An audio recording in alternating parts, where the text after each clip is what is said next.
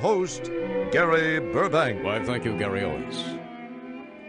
No reference library anywhere in the world is complete without at least one copy of Ian Whitlaw's indispensable new work, Habitus Disgustica, the encyclopedia of annoying, rude, and unpleasant behavior.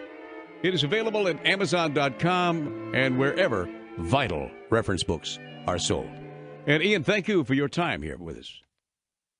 Hello, Ian. Hi. Hey. Gary, thanks for having me on the show. Sure. Now, when did you first realize, Ian, there was a need for an encyclopedia of disgusting habits?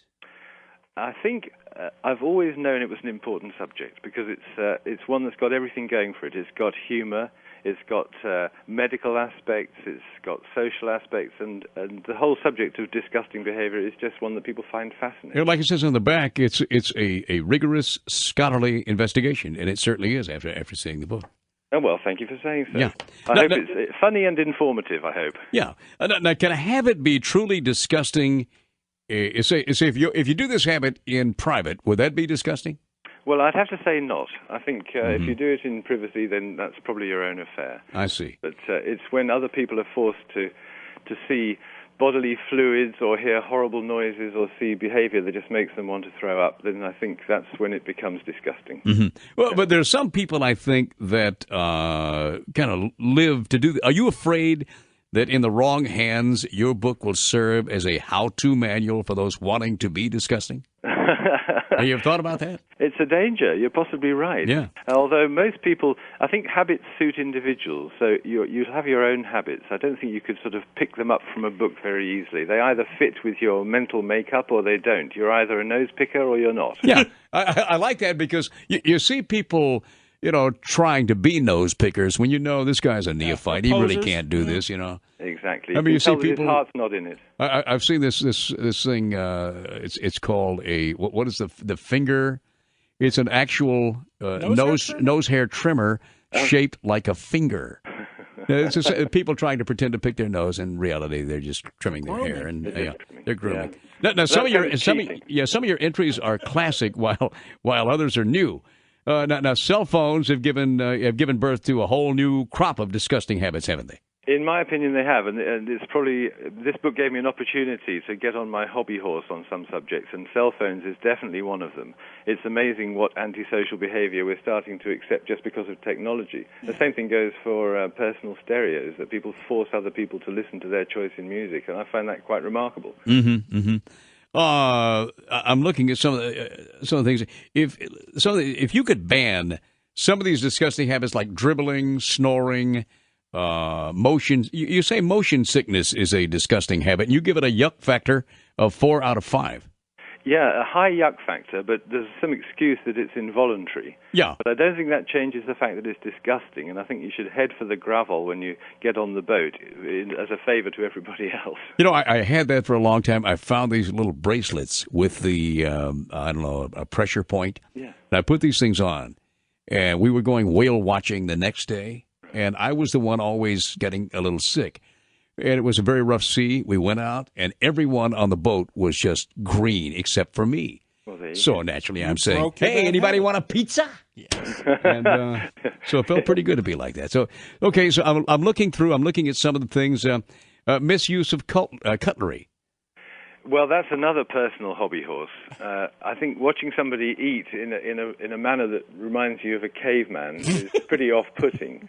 And so I'm pretty fussy. I've got 2 kids, and I'm forever battling with them about how they hold their knife and fork. So that's a personal pet hate. Mm-hmm. Mm-hmm. Yeah. Now, there's one, too. We could not omit this in our conversation. It's a disgusting habit. People do it, I think, without realizing it, but the yuck factor is 4 out of 5, and I'm talking scratching. Yeah.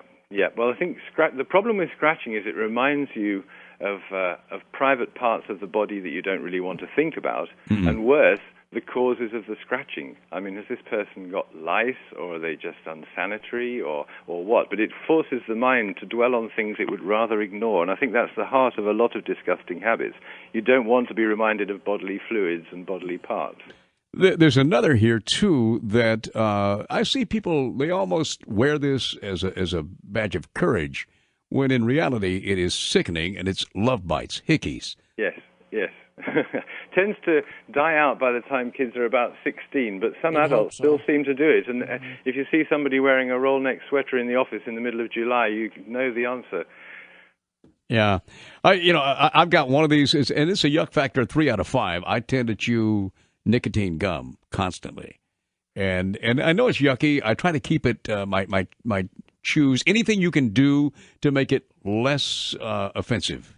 Well, yeah, definitely. I mean, keeping your mouth closed is probably half the battle. Mm-hmm. People who chew with their mouths open, making disgusting noises, and also snapping it and sucking air through it and blowing bubbles and disposing of it is the other big no-no. Sticking it underneath the table or the bar or dropping it on the pavement so everybody stands in it. All of it, it's got a lot of potential for disgust, I think, chewing. Are trying to get the rubbery faction working and chew it, and then as you're driving, you stretch it from your mouth to the top of the steering wheel and try to make a turn without it breaking. Oh, that sounds like fun, I must admit. Yeah, I do that, but my wife does not find that. Car. Yeah. Well, usually my wife is with me, and she complains when I do that. How about nail? You got nail biting in here. Many people do that. Yes, a huge number. I have to confess, including me. So I can't say anything too bad about that, but it's certainly highly unhygienic, sort of putting germs in your mouth and germs from your mouth down the sides of your nails and walking around with these horrible scarred fingers to show for it. Definitely a bad one, I think. Okay, well, there's so many topics, we can't get them all. Thumb sucking. I don't see that too often, but no, but it's expensive if you keep on doing it. I'm still paying an orthodontist bill at the moment for my daughter. So chewing and edible objects, hair fiddling. That's a weird one. There are some people who push that to the limit and pull out their hair and chew it and actually end up with a hairball in the stomach that needs surgery. So you can push that one a long way. Burping, other bodily functions are in here. Knuckle cracking. Yes. Well, you say queue jumping, line jumping, something that really gets on people's nerves. Swearing, rage, and of course, it's all in here. Habitus Disgustica, and it's available Amazon.com, and I guess all over too, isn't it? It should be. Perfect reference book for your library. And Ian, I thank you for your time too. Okay. My pleasure. Thanks for having me. See you later. Okay. Bye. Bye. I'm taking this all. I find fake British accents to be very bad. No, you know why? Because he said privacy. Right. Privacy. That right away told me he was for real. No, he said no. This is the BBC. I don't know who I'm talking to. 700 WLW.